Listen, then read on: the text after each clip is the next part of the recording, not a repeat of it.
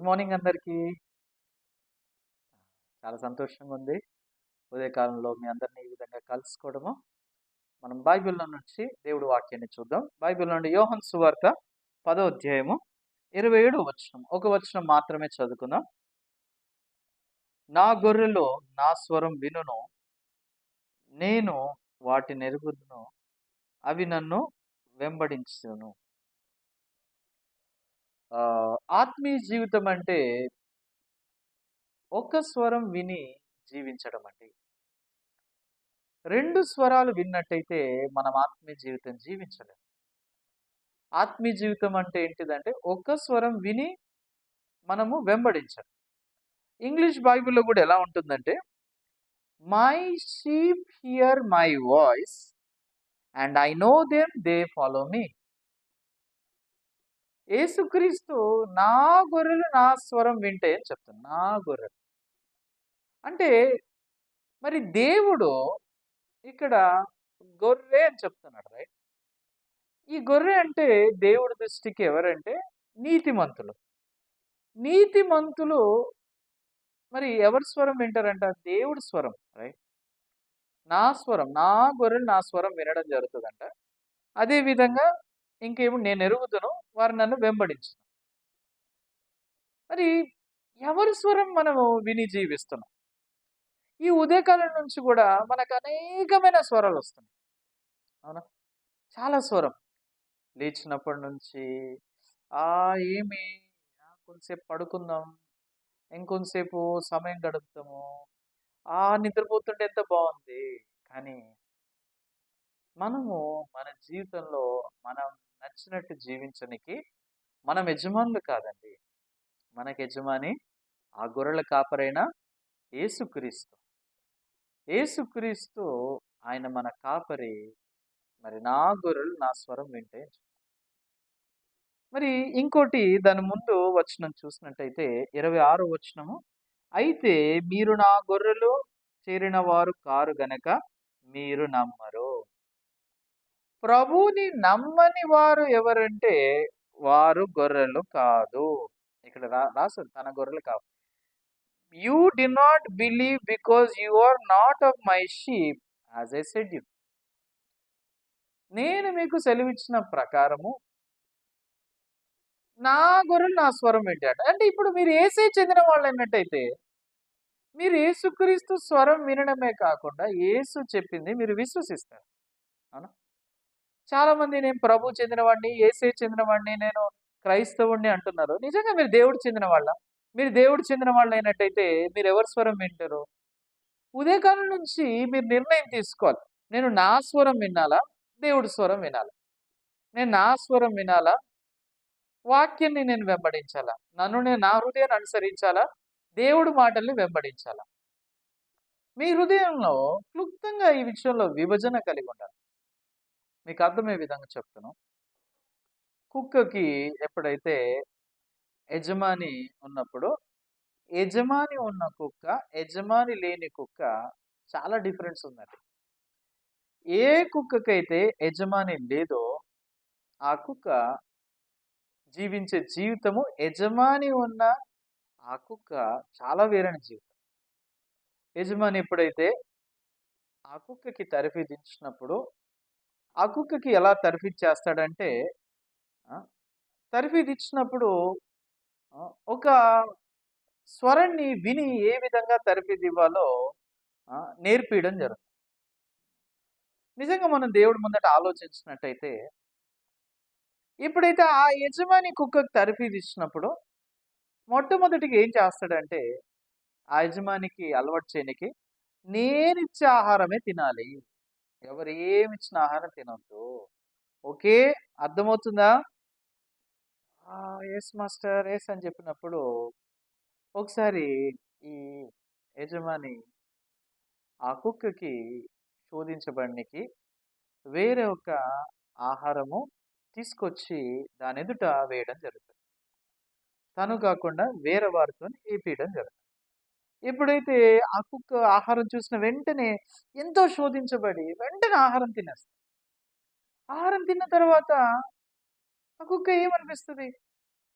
చాలా బాగుంది, చాలా బాగుంది అనిపిస్తుంది. కానీ ఆ కుక్క ఆహారం తిన్న తర్వాత ఎంతో కడుపు నొప్పులేస్తుంది.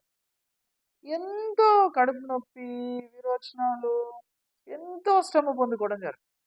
అప్పుడు యజమాని చూసినప్పుడు, "ఏయ్! నేను నేను చెప్పాను గదా! నేనిచ్చే ఆహారమే తినాలి. నేను కాకపోయినా ఎవ్వరిచ్చిన ఆహారం తినొద్దు. నేనిచ్చిన ఆహారం మాత్రమే తింటే నీకే సమస్య రాదు. నువ్వెందుకు ఎవరో ఇచ్చే ఆహారం ఎందుకు తిన్నావు?" ఎప్పుడైతే ఆ యజమాని ఆ కుక్కకి ఈ విధంగా తరఫిదిస్తున్నప్పుడు మరలా ఆ కుక్కని తీసుకొని హాస్పిటల్ తీసుకెళ్ళి మంచి ట్రీట్మెంట్ ఇచ్చి అన్ని బాగా చేసి మరలా ఆ కుక్కకి చెప్పాడు, నువ్వు విను, జాగ్రత్తగా విను, నేను చెప్పేది నువ్వు జాగ్రత్త వినాలి. నేనిచ్చే ఆహారం తప్ప ఎవరిచ్చినా తినొద్దు. ఆహారము ఎవరిచ్చినా నేనిస్తేనే తినాలి. Yes yes money, yes yes yes. తర్వాత మరుసటి రోజు ఆహారము తీసుకొచ్చి ఎంతో శోధించబడే ఆ ఒక్క మాంసము తీసుకొచ్చి ఆ మాంసములో కొంచెము ఆ ఆ ఒక ఇబ్బంది కలిగే విధంగా ఆ మాంసంలో ఫుడ్ పాయిజన్ అయ్యే విధంగా కొంచెం హానికరం పెట్టి వేశారు. ఎప్పుడైతే వేసిన వెంటనే చాలా శోధించబడి చూసిన వెంటనే మాంసం అనేసరికి అన్నీ మర్చిపోయింది. యజమాని ఏం చెప్పాడు ఏంటో అన్నీ మర్చిపోయి పూర్తిగా ఇక్కడ నిజంగా చూసినట్టయితే ఆ కుక్క వెంటనే తినేసేయడం జరుగుతుంది. తిన్న తర్వాత బానే ఉంది. తిన్న తర్వాత సమస్య ప్రారంభమైంది. మళ్ళీ భయంకరమైన అనారోగ్య సమస్య, ఇబ్బంది, కడుపు నొప్పి. మళ్ళీ యజమాని చూసినప్పుడు, ఏమైంది? ఏమైంది? నువ్వెందుకు ఇలా చేస్తున్నావు?" అంటే, "ఆ! మళ్ళీ తిన్నావా? ఎన్ని సార్లు చెప్పాను నేనిచ్చే ఆహారం తప్ప నువ్వేది తినకూడదని." ఆ ఒక కుక్క చాలా ఇబ్బంది పడ్డది.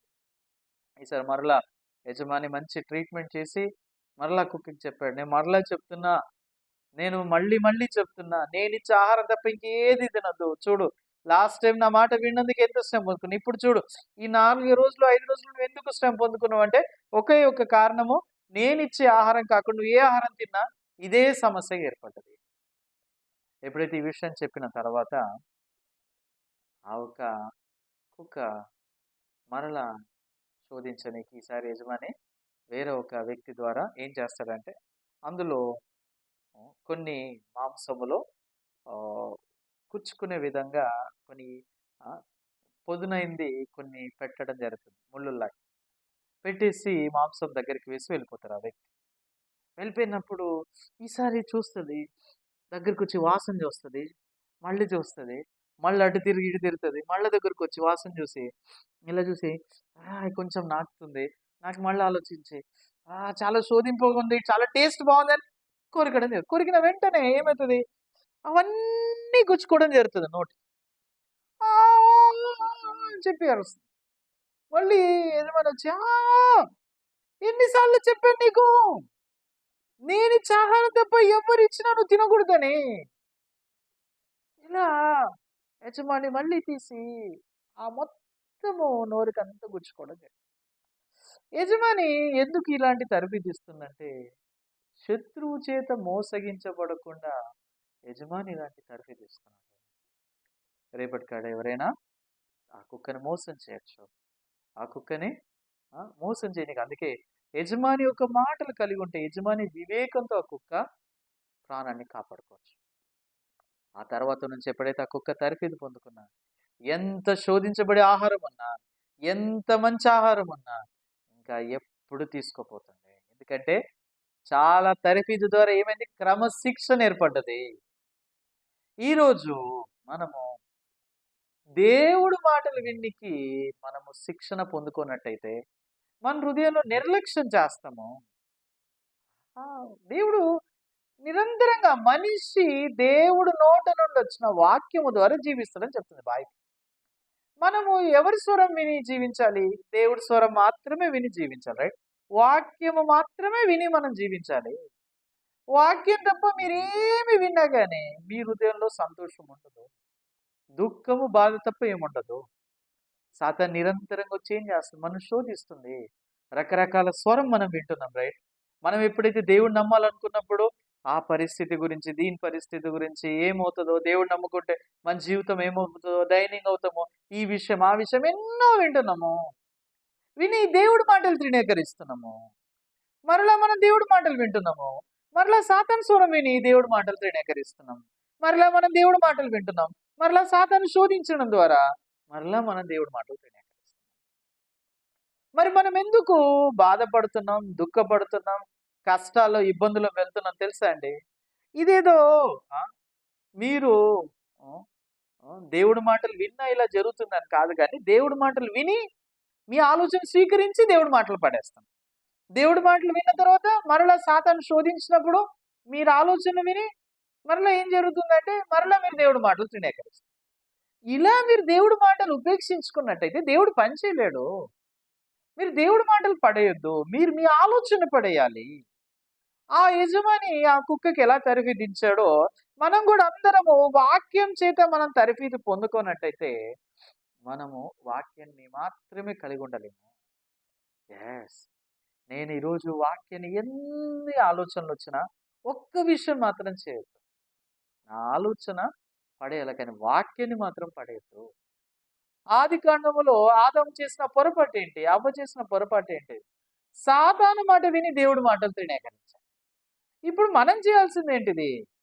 దేవుడి మాటలు విని సాతాను మాటలు తృణీకరించాలా? లేదు సాతానా నేను నిన్ను నమ్మలేను.